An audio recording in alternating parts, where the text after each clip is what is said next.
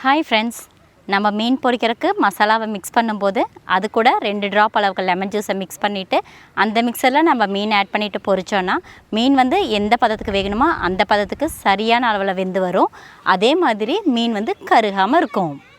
Hi friends, இது உங்களுக்கான ஒரு யூஸ்ஃபுல் இன்ஃபர்மேஷன் தான். சமீபத்தில் எங்கள் வீட்டு ஃபங்க்ஷனுக்கு நாங்கள் சாரீஸ் எடுக்க போயிருந்தோம். நாங்கள் போயிருந்த இடம் வந்து அவங்களே சொந்தமாக சாரீஸை மேனுஃபேக்சர் பண்ணி சேல்ஸ் பண்ணுறாங்க. அங்கேருந்து சாரீஸ் டிசைன்ஸ் யூனிக்காகவும் இருந்துச்சு, சாரீஸ் குவாலிட்டியாகவும் இருந்துச்சு, ரேட்டும் ரீசனபிளாக இருந்துச்சு. ஸோ அப்போ தோணுன சின்ன ஐடியா தான் இது, உங்களோடையும் ஷேர் பண்ணணுன்னு. உங்கள் ஃப்ரீ டைமில் ஸ்க்ரீனில் தெரியிற நம்பருக்கோ இல்லை சேனல் பயோவில் இருக்கிற வாட்ஸ்அப் லிங்க்கையோ கிளிக் பண்ணி குரூப்பில் ஜாயின் பண்ணிக்கோங்க. குரூப்பில் டெய்லியும் மினிமம் 20 டிசைன்ஸ் அப்டேட் பண்ணிகிட்ருக்கோம். தேவைப்படுறவங்க யூஸ் பண்ணிக்கோங்க.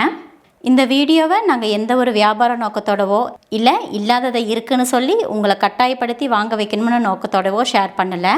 சாரியோட குவாலிட்டி நல்லா இருந்தனாலையும் ரேட்டு ரீசனபிளாக இருந்தனாலையும் நம்ம சொந்தங்களோட ஷேர் பண்ணணும்னு தோணுச்சு. அவ்வளோதான். தேங்க்யூ.